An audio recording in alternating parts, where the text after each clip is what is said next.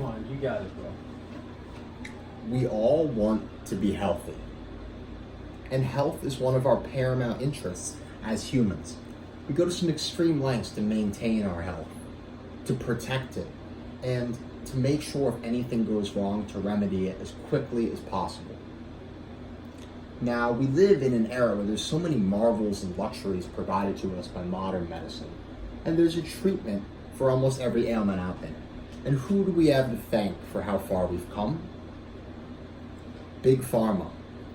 Now, they have a very notorious reputation, but I believe them to be a necessary evil. And there are many conditions which cannot be treated any other way. There are no alternative medicines. About 70% of Americans take one prescription, 50% take two, and 20% take 5 or more.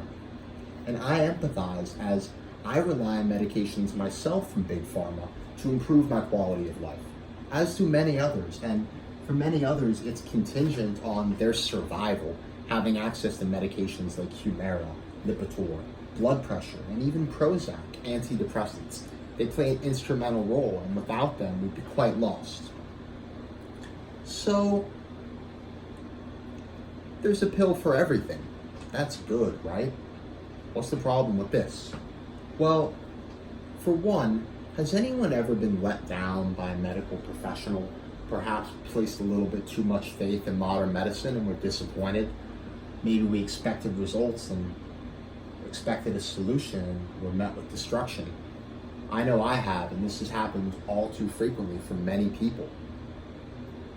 Big Pharma, too, are no strangers to greed.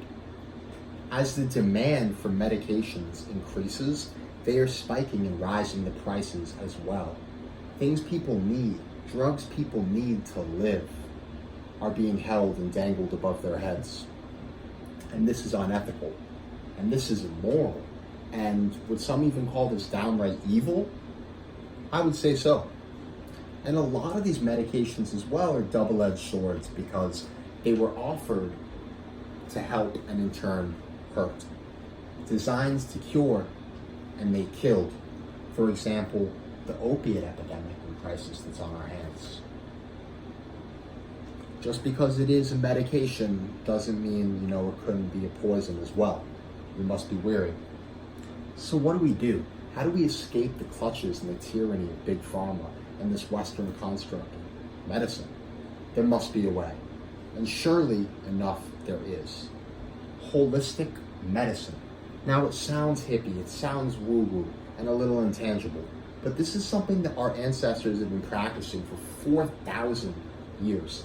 Ancient Egypt, China, India, our ancestors began experimenting with these primitive methods and finding organic, natural solutions and activities that can enhance our innate ability to heal.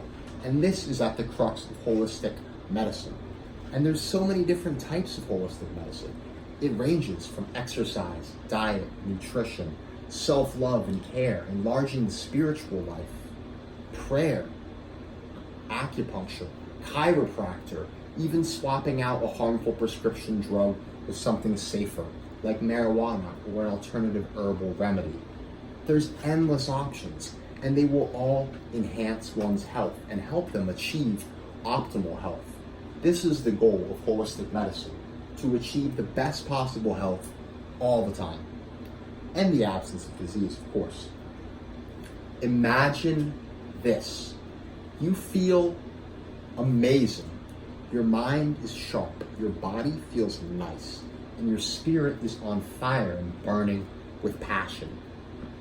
You have this equilibrium, this trifecta of mind, body, and spirit that holistic medicine so heavily emphasizes.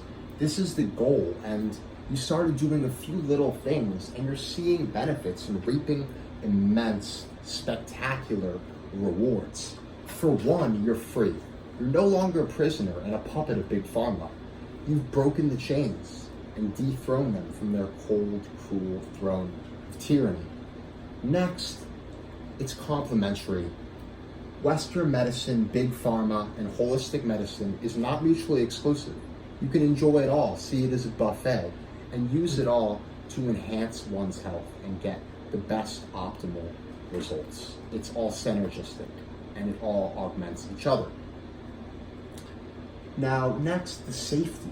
One of the issues with Big Pharma and Western medicine is some of these interventions are harsh, extreme, altering chemicals in the brain with drugs that can have devastating effects.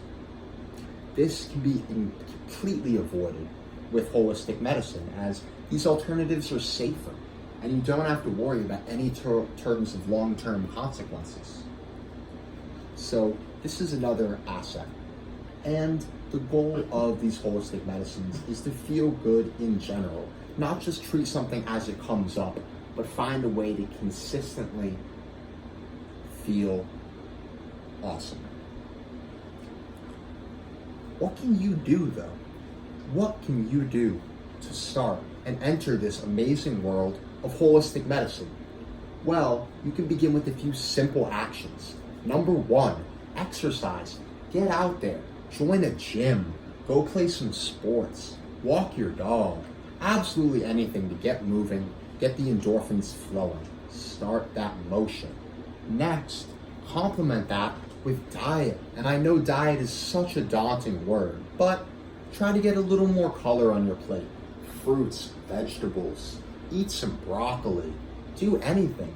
And third, self-love, self-care. There's a strong link between how we feel emotionally, psychologically, and how we are physically.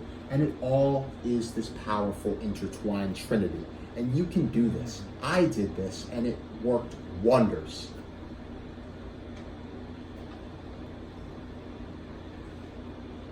You should utilize holistic medicines.